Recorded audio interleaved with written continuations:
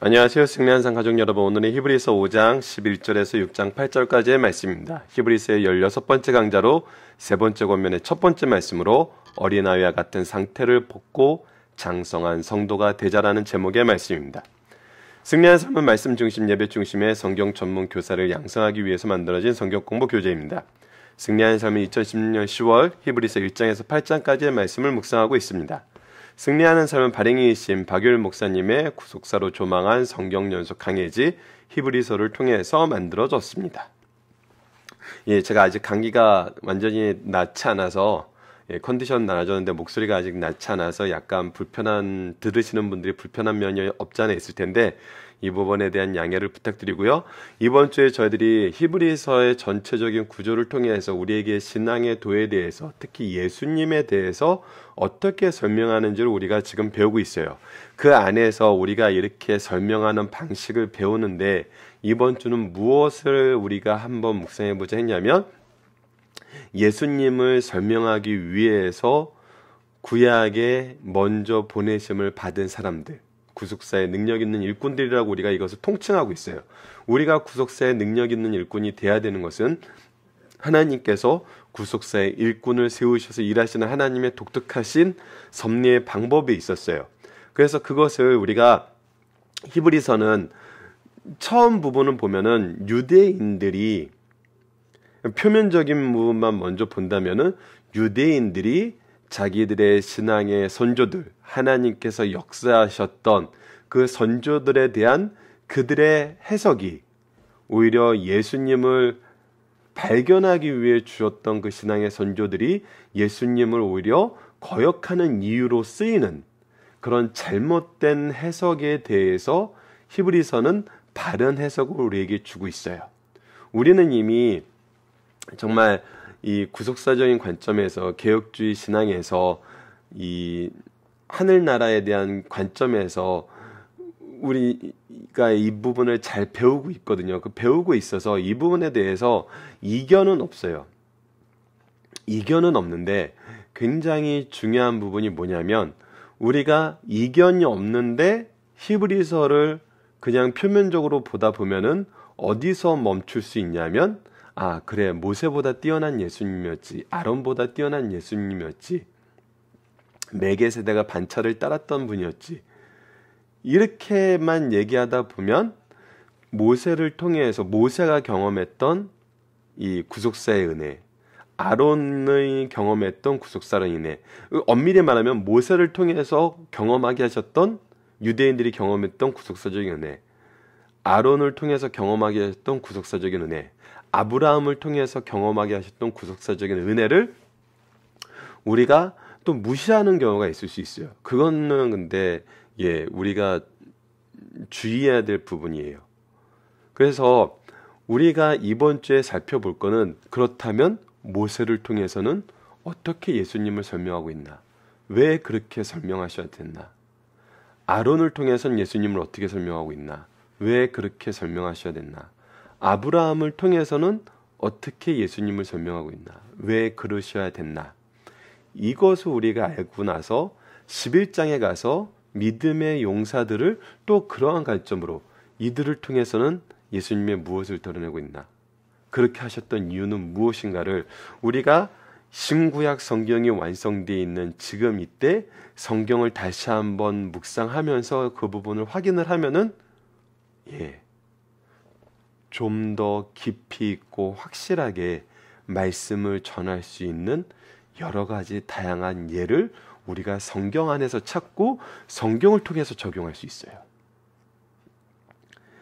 사실 여러 가지 면에서 현대적인 적용이 굉장히 중요하고 그것이 사람들에게 설명하는데 좀 더 효과적으로 보일 수 있는 그런 경우가 있음을 많은 학자들과 현장에 계신 분들이 생각을 하고 그런 예를 많이 발굴하려고 하세요.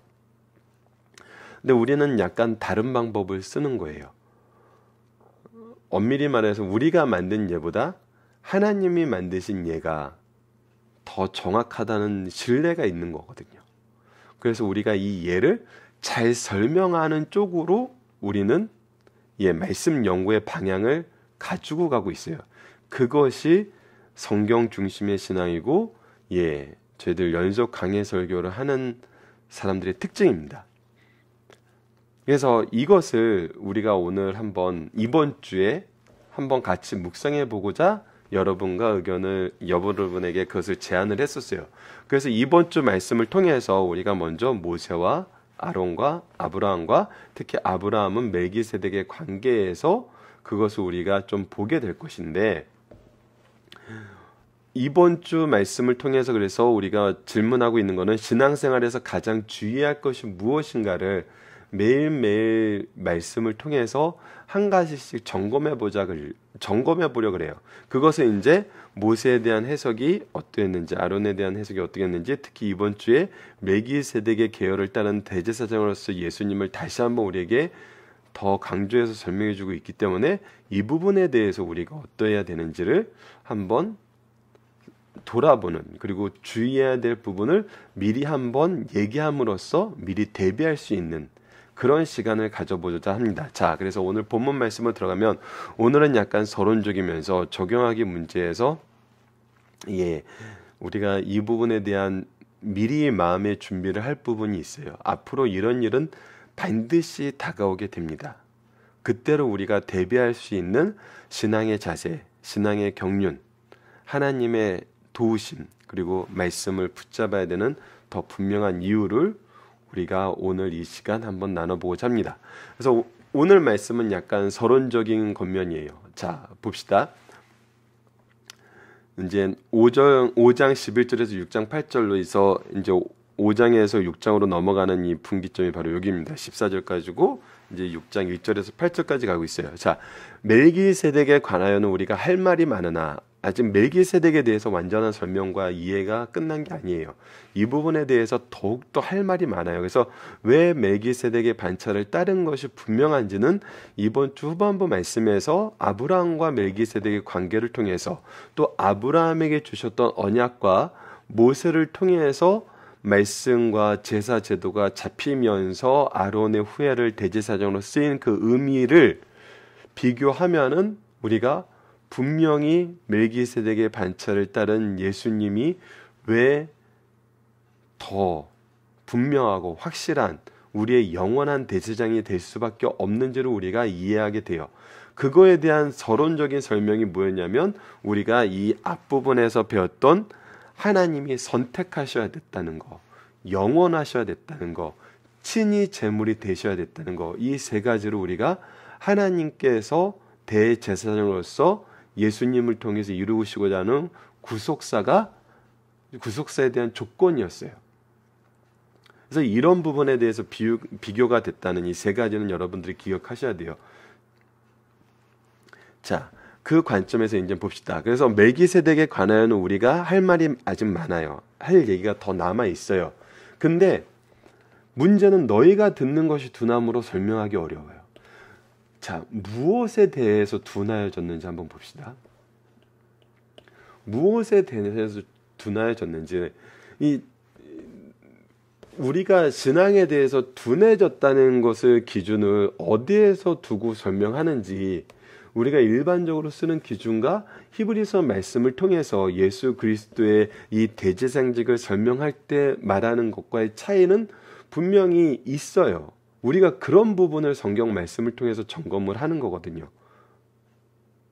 그래서 우리가 일반적으로 신앙이 좋다 나쁘다 하는 것을 무엇으로 보고 있는지, 근데 이것이 말씀의 기준하고 동일한지 아니면 다른지, 이런 부분도 우리가 좀 볼 수 있어야 되거든요. 이거는 이제 각자 여러분들께서 적용한다고 생각하면서 우선 이 말씀 들어가기 전에 여러분들이 잠깐 생각할 시간이 필요하시면 잠깐 플레이를 멈추시고, 나는 신앙생활에 이러한 것이 중요하다고 한번 생각해 보시고, 그 다음에 오늘 본문 말씀을 한번 같이 보도록 할게요. 자, 그럼 들어가 보도록 하겠습니다. 때가 오래되었으므로 너희가 마땅히 선생되었을 터인데, 이미 우리가 신앙 안에서 말씀과 그 삶의 경험과 여러 가지 하나님의 섭리하심에 따라서 우리를 가르치고, 또 우리가 가르쳐야 되는 많은 영혼들을, 이 3대의 신앙을 이루어갈 수 있는 그 토대를 교회와 가정 안에서 하나님께서 이미 만드셨어요. 그래서 오래되면 우리가 마땅히 선생되어야 돼요. 우리가 배웠으면 가르칠 수 있어야 돼요. 근데 우리가 지금 어떠한 상태에 있냐면 너희가 다시 하나님의 말씀의 초보에 대하여 누구에게 가르침을 받아야 할 처지이니 예. 이런 일이 많다는 겁니다. 이런 일이 많아요. 우리가 여러분들 교회를 보면은 교회의 제도는 굉장히 성경적으로 그 교회 조직이 편성이 되어 있어요. 구약적인 전통을 많이 따르고 있어요. 그래서 장로에 대한 부분 그리고 여러 직분에 대한 부분 그것이 성경적인 기준으로 조직되어 있어요. 각 그 분야가.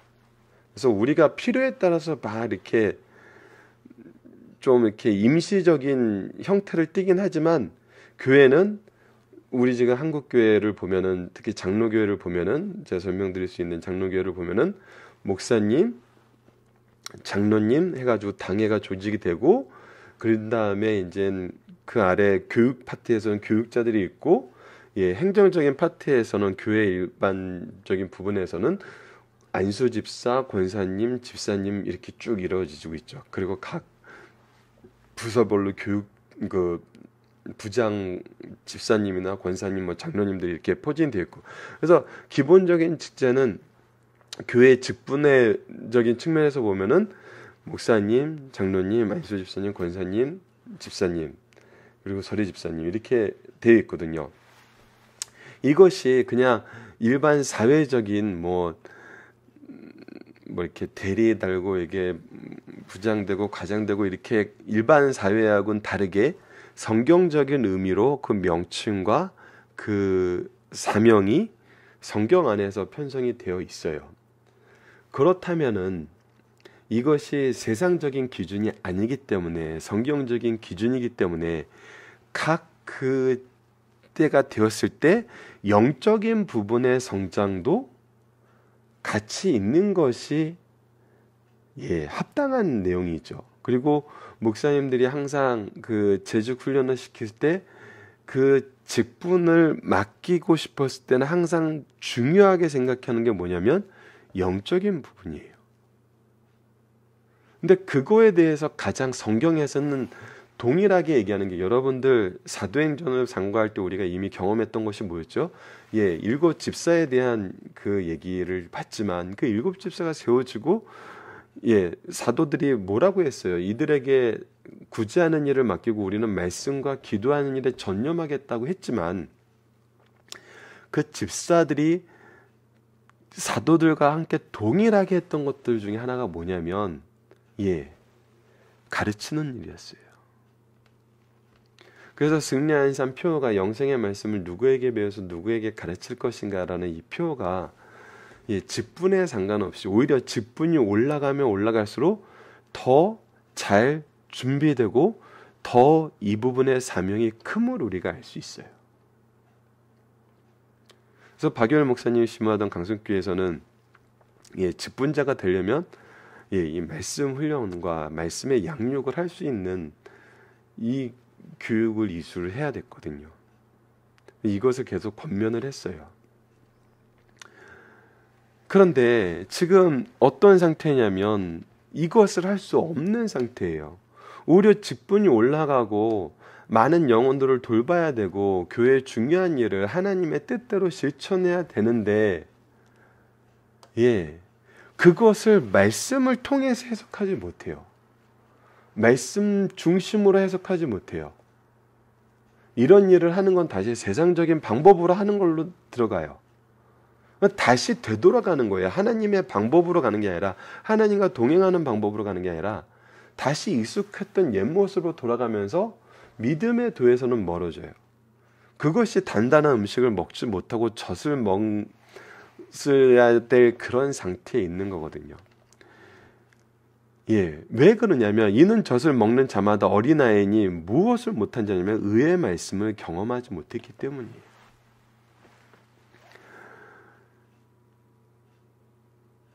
단단한 음식은 장성한 자의 것이니 그들은 지각을 사용함으로 연단을 받아 선악을 분별하는 자들이에요. 예. 여러분들 우선 다양한 분야에서 다양한 달란트로 이 부분에 대해서 단단한 음식을 먹은 장성한 신앙의 분량이 필요해요. 제가 이 부분에 대해서는 잘 설명하지 못하겠어요. 왜냐하면 그런 경험이 저에게는 미천하기 때문에. 근데 말씀적인 면에서 봤을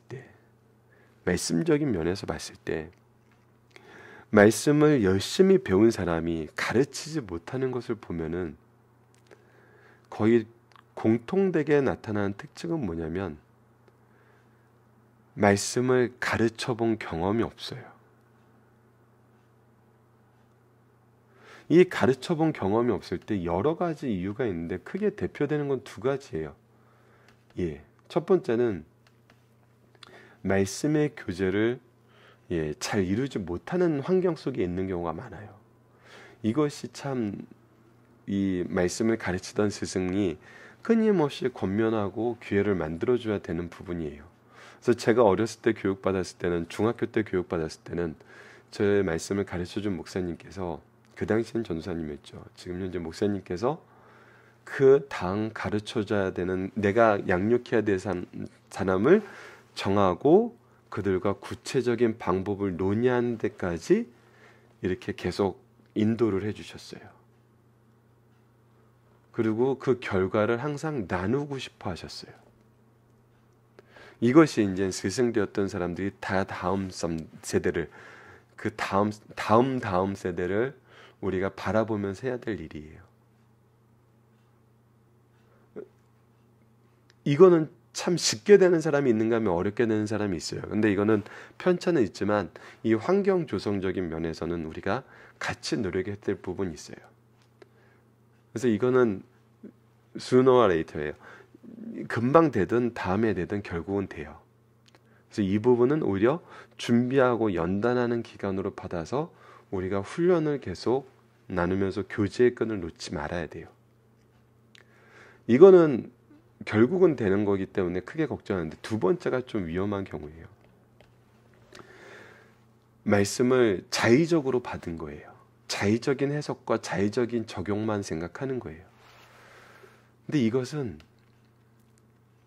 다른 사람과 교제를 해보면 드러나요. 특히 말씀의 교제가 활발히 일어났던 교회 안에서는 그것이 점검이 돼요. 아, 그거는 좀 너무 자의적인 해석 같습니다. 그 부분은 이 원래 말씀이 얘기하고 있는 것과는 좀 거리가 있는 것 같습니다. 그리고 그거는 특수한 경우 같습니다. 일반적으로 우리가 적용할 수 있는 부분은 아닌 것 같습니다. 라는 피드백을 받게 되거든요. 근데 그게 싫은 거예요. 그게 싫은 거예요. 그래서 교제의 끈을 단절시켜요. 그것이 인정받지 않으면 싫어해요. 그것이 되게 말씀을 가지고 말씀을 통해서 연단받지 못하는 사람들의 일반적인 거로 가장 많이 드러난 특징이었어요. 그래서 그 부분은 우리가 두려워하면 안 돼요, 여러분.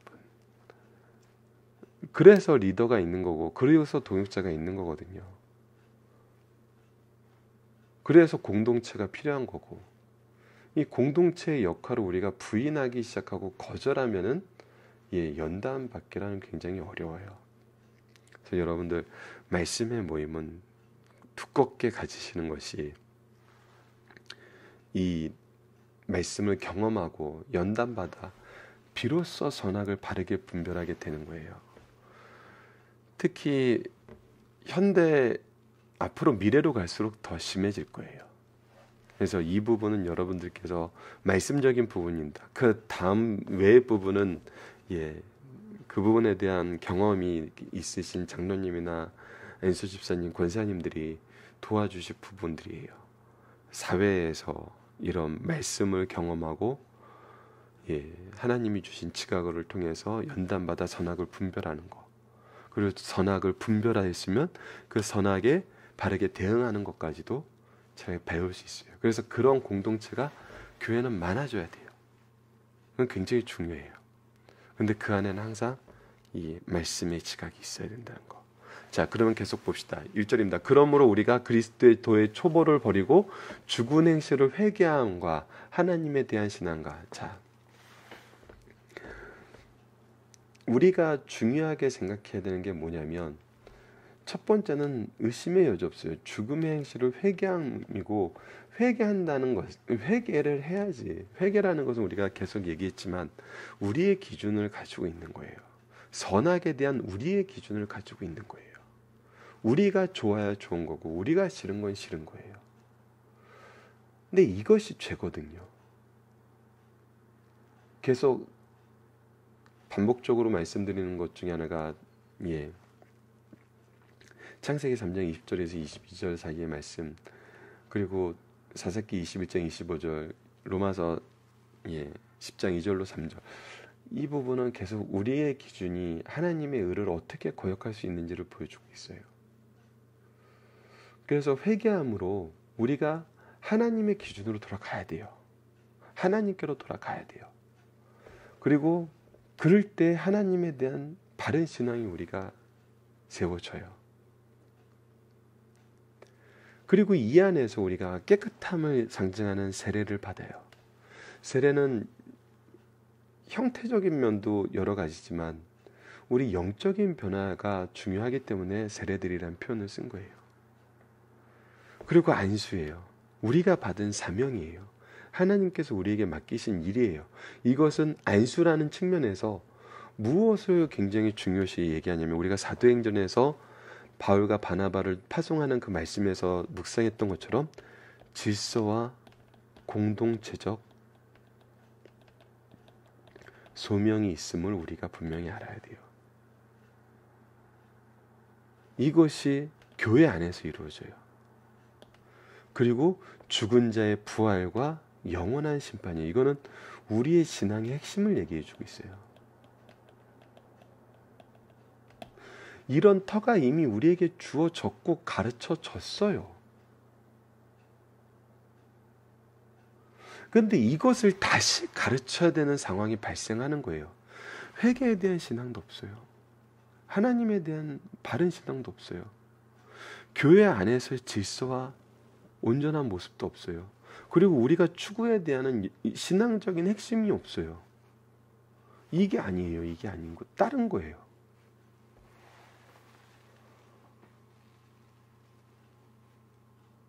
이것이 하나님이 허락하시면 우리가 이것을 할 수 있는데 이것을 좀 안 하는 상황이에요. 거부하는 상황이란 거예요. 못하는 상황으로 완전히 말이에요. 하나님께서 이것을 우리에게 주셨고 하나님이 우리에게 허락하시면 이것을 우리가 해요. 그래서 이것은 능력의 문제가 아니에요. 결국 뭐의 문제를 얘기하고 있냐면 믿음의 문제를 얘기하고 있어요. 우리가 이것을 알아야 돼. 이것을 능력의 문제로 해석을 해버리면은 능력 받으라 그래요. 능력 받으라 그러는데 회개가 없어요. 하나님에 대한 바른 신앙이 없어요. 교회 안에서의 바른 질서가 없어요. 영적 생활에 대한 바른 내용이 없어요. 그리고 목표하는 바가 달라요. 근데 능력 받으라 그래요. 아니에요. 능력은 하나님이 주세요. 문제는 믿음이에요. 바른 믿음이에요. 그래서 한 번 빚을 받고 하늘의 은사를 맛보고 성령에 참여한 바가 되고도, 하나님의 선한 말씀과 내세의 능력을 맛보고도 이 능력을 상실한 자들이 있어요. 왜 이 능력을 상실했겠어요? 믿음이 없어서예요. 그들은 믿지 않아요. 이 믿는 것을 거부해요. 그리고 내가 원하는 믿음을 주장을 해요. 그들이 바로 타락한 자들이에요. 타락한 자들은 다시 새롭게 하여 회개할 수 없나니, 이미 이 모든 것을 알아요. 경험했어요. 하나님의 뜻이 무엇인지도 알아요. 근데 거부하는 거예요. 알고도 거부하는 거예요. 그들은 다시 새롭게 해서 회개할 수 없어요. 이들은 그들이 하나님의 아들을 다시 십자가에 못 박아 드러내놓고 욕되게 합니다. 그들이 거부하는 건 무엇이냐면 바로 예수 그리스도와 그를 보내신 하나님과 하나님이 이루신 구속사역이에요. 이것은 하나님을 거절한 거예요. 그리고 오히려 욕되게 하는 거예요. 굉장히 심각한 말씀입니다. 땅이 그 위에 자주 내리는 비를 흡수하여 밭가는 자들이 쓰기 합당한 채소를 내면 하나님께 복을 받고, 하나님의 뜻과 은혜에 합당한 일을 하면은 복을 받지만, 만일 가시와 엉겅퀴를 내면 버림을 당하고 저주함에 가까워 그 마지막은 불사름이 되리란 거예요. 결국은 최후의 심판밖에 없어요. 왜 열매를 맺지 못하고 그들의 삶은 가시와 엉겅퀴만 낼까요? 바로 하나님에 대한 바른 믿음이 없고 하나님의 능력을 거부하고 내 것만 주장하기 때문이에요. 내 것만. 여러분들, 놀라운 것은 이 7절, 8절 말씀이 우리가 쉽게 확인이 된다는 거예요. 너무나 쉽게 확인이 돼요, 여러분. 목회 현장에서, 가정에서, 내 주위에서 주의 깊게 보면 보인다는 거예요. 누가 합당한 열매를 맺는지, 아니면 가시와 엉겅퀴만 내고 있는지. 이게 너무나 확실하게 보여요. 그래서 때론 무서워요. 여러분, 우리의 신앙을 돌아봅시다. 우리가 가정에서, 교회에서, 사회에서 나는 열심히 하나님의 일을 한다고 생각하는데 내 주위에 일어나는 모든 것이 가시와 엉겅퀴는 아닌지 돌아보셔야 돼요. 돌아봐야 됩니다. 나와 함께 하는 사람들이 합당한 말씀의 열매를 맺고 나를 통해서 하나님의 복음이 확장되고 있는지, 아니면 가시와 엉겅퀴를 내서 오히려 누군가의 영혼을 무너뜨리고 있는지 보셔야 돼요. 점검하셔야 됩니다. 그리고 이것은 너무나 쉽게 점검할 수 있어요. 자, 본문 묵상입니다. 신앙 안에서 영적 부모 스승들이 안타까워하는 건 무엇입니까? 자라서 일어서야 될 때가 됐는데도 여전히 투정 속에 있는 거예요. 여전히 하나님의 말씀을 거부하는 상태에 있는 거예요. 여전히 내가 누군가를 양육할 수 없는 상태에 있는 거예요. 이 부분은 제 안사람 친구 어머니가 안사람 친구를 통해서 전해준 얘기가 참 귀에 와닿더라고요. 안사람 친구가 아직 결혼 안 한 친구가 있는데, 안사람을 만난다 그러면 어머니가 그렇게 좋아하고 친구 어머니가 그렇게 좋아하고 뭔가 이렇게 싸주시려고 그런대요. 그래서 물어봤대요. 친구가 그 친구 어머니에게, 엄마는 왜 제 안사람 이름이 성심인데 성심을 그렇게 좋아해? 했더니, 야, 지금 와서 보니까 제때 결혼하고 제때 아이 낳고 제때 이렇게 가정을 이루는 모습이 가장 예쁘더라. 그래서 너도 제때 그렇게 된 친구와 친해져서 빨리 결혼하고 빨리 가정 이뤘으면 좋겠다.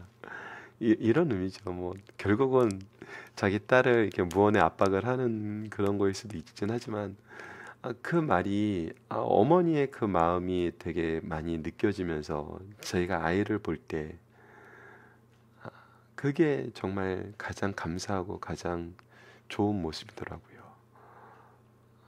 그걸 보면은 정말 신앙의 스승들이 정말 직분을 맡고 교회 리더로 성장하고 있는데 아직 영적인 부분에서 이런 상태에 있을 때 얼마나 마음이 아팠을까.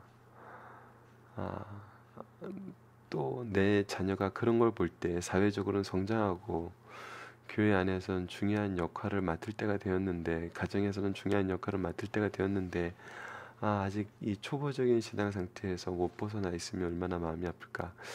예, 이것이 우리에게는 가장 중요한, 우리가 중요하게 봐야 되는 부분인 것 같아요. 자녀들을 양육할 때.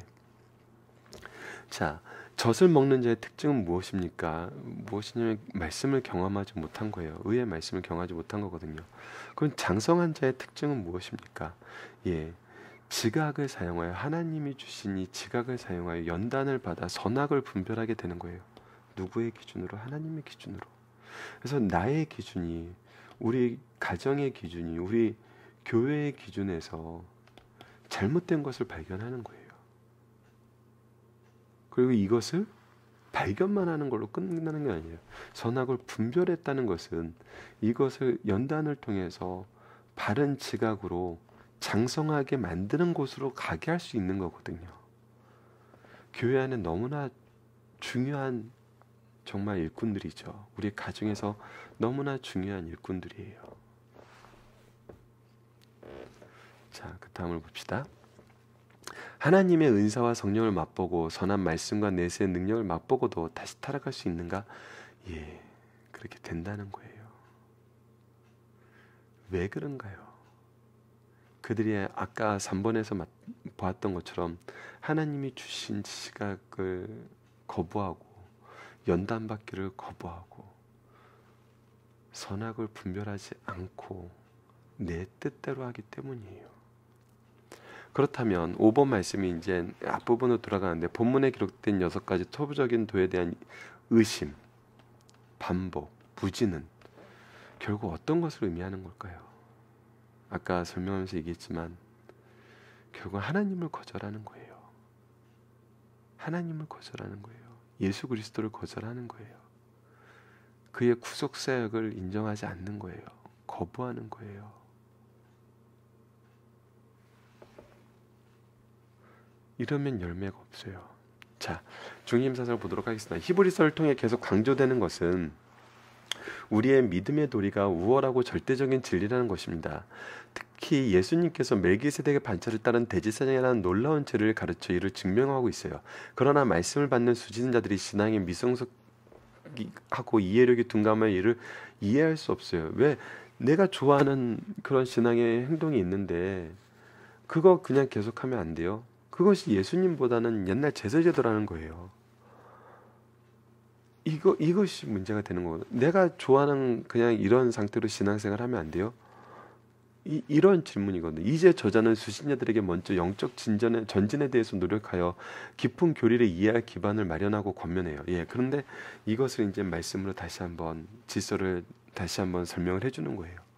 그래서 예수님에 대해서 멜기세덱의 반차를 따른 예수님의 우월성을 설명할 때 이해하고 받아들이고 그것대로 믿을 수 있게 이제 그 바탕, 신앙의 기본 바탕을 다시 한번 정리해주고 있거든요.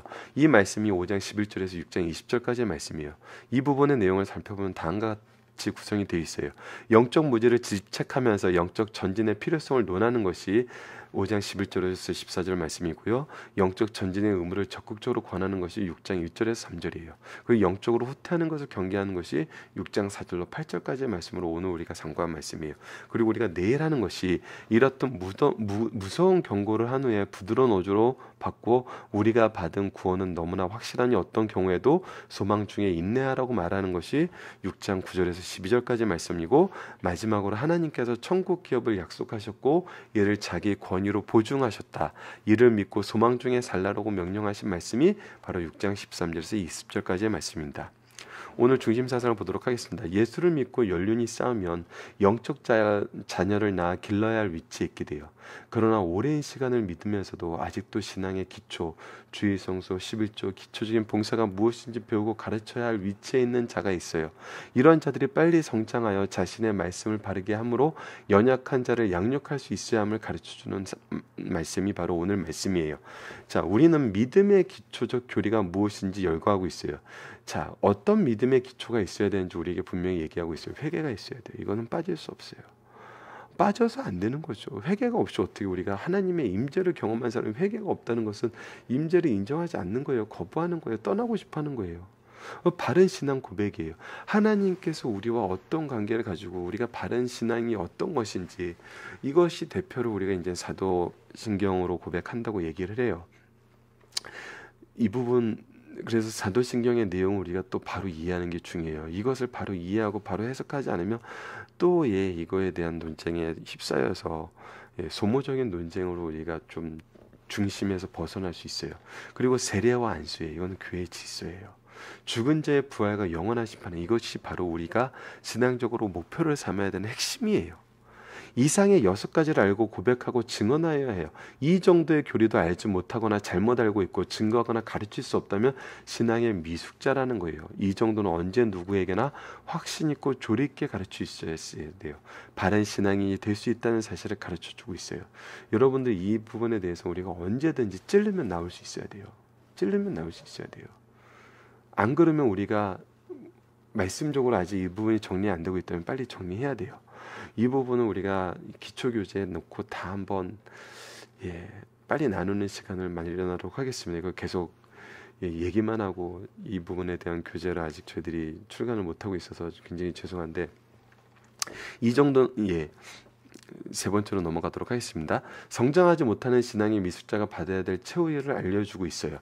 영적 기조가 약한 사람들은 성장한 자들과 함께 성령의 큰 은혜와 역사에 참여했어요. 그러나 이들은 모래 위에 세운 증거같이 쉽게 무너지게 돼요. 이때 이들이 회개하고 돌아오기란 거의 불가능해요. 참 어려운 말씀이지만 교회 안에서 현실이 이를 증명해요. 반교회, 반교육자적인 성도와 싹군 목자로 출발한 주의 종들이 회개하고 돌아오는 것은 참으로 보기 어려워요. 여러분, 이것이 정말 양면적이에요. 서로 이렇게 연결이 돼 있다는 거예요. 아까 우리가 이번에서 얘기했던 영적 기초인 회개와 바른 신앙 고백과 세례와 안수와 죽은 자의 부활과 영원한 심판에 대해서 모르는 사람이 교회 리더가 되면은 자꾸 다른 얘기만 하게 돼요. 솔직히 이 얘기를 하고 이 얘기의 적용에 대해서 가르치기에도 우리 일주일에 한 번 만나면 시간이 부족해요. 정말 부족해요. 아무리 가르쳐도 부족해요. 그래서 더 만나야 될 것 같아요. 더 만나게 돼요. 그래서 회개와 바른 신앙 고백과 세례와 안수와 죽은 자의 부활과 영원한 심판에 대해서 성경 전체를 통해서 얘기할 수 있는 것이 너무나 많아요.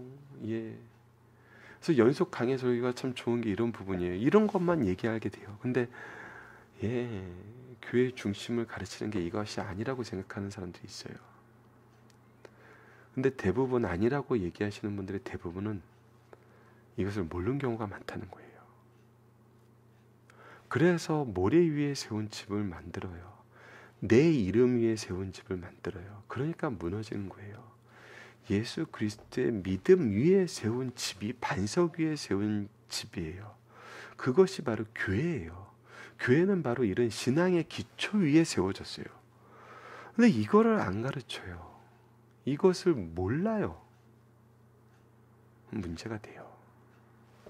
자, 살펴보기 정답은 여러분들 카페에서 통해서 확인하시고 적용하기 문제를 통해서 이 부분을 여러분들에게 미리 준비했으면 하는 부분이 그거예요.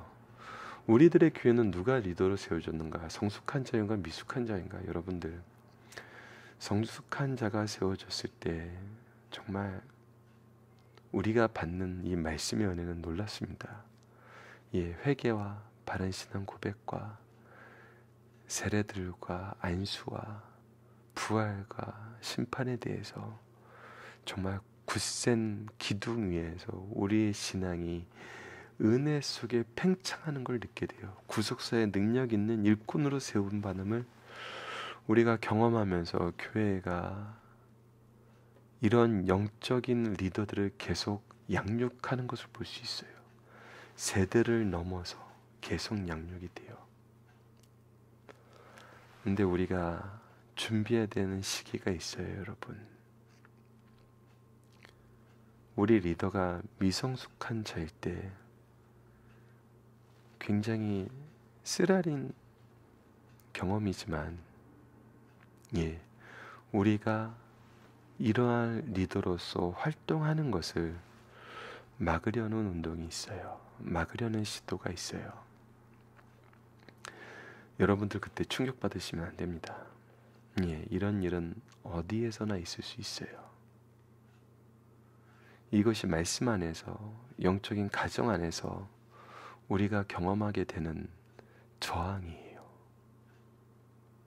나를 이렇게 양육해야 될 위치에 있는 사람이 이런 양육을 더 관장하고 더 힘써야 되는 사람이 이 양육을 싫어하고 막는 위치에 있는 것을 우리가 경험할 수 있어요.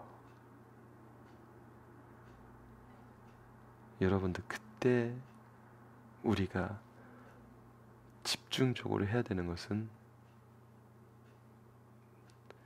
세상적인 대항이나 떠남이 아니라 기도입니다. 기도해야 돼요. 하나님만 의지해야 돼요. 그래서 이것을 해결하는 모든 권한을 하나님께 맡겨야 돼요. 왜 그러냐면 이거는 교회의 질서적인 측면이기 때문에 그래요. 우리가 이것을 해결하려고 그러면 교회의 질서가 깨져요. 그거는 우리가 죄의 유혹에 빠질 수 있는 유혹거리를 생성하게 돼요. 그래서 이때는 여러분들 기도하셔야 됩니다. 정말 기도하셔야 돼요. 그거 외엔 방법이 없습니다. 그럼 두 가지 여러분들에게 간곡하게 당부를 드리는 부분이 이 부분이에요. 이런 것을 여러분들이 경험할 수 있어요. 정말 경험할 수 있어요. 경험했을 때 다른 방법 찾지 마세요. 기도하세요. 기도 외에 하나님께 맡기는 것 외에는 다른 방법이 없습니다. 하나님께서 반드시 해결하세요. 이것을 승리하는 삶 리더분들은 꼭 기억해 주시길 부탁드리겠습니다. 말씀을 기초로 기도하기를 통해서 마치겠습니다. 하나님, 우리를 말씀과 역사하심으로 먹이시고 입히시고 연단시키셔서 우리로 하여금 바르게 행하고 바르게 가르치고 바르게 판단할 수 있도록 인도해 주소서. 어리석음을 지혜로 주장하는 것을 바르게 구분하여 그것에서 떠나게 하여 주소서. 예수님 이름으로 기도드립니다. 아멘.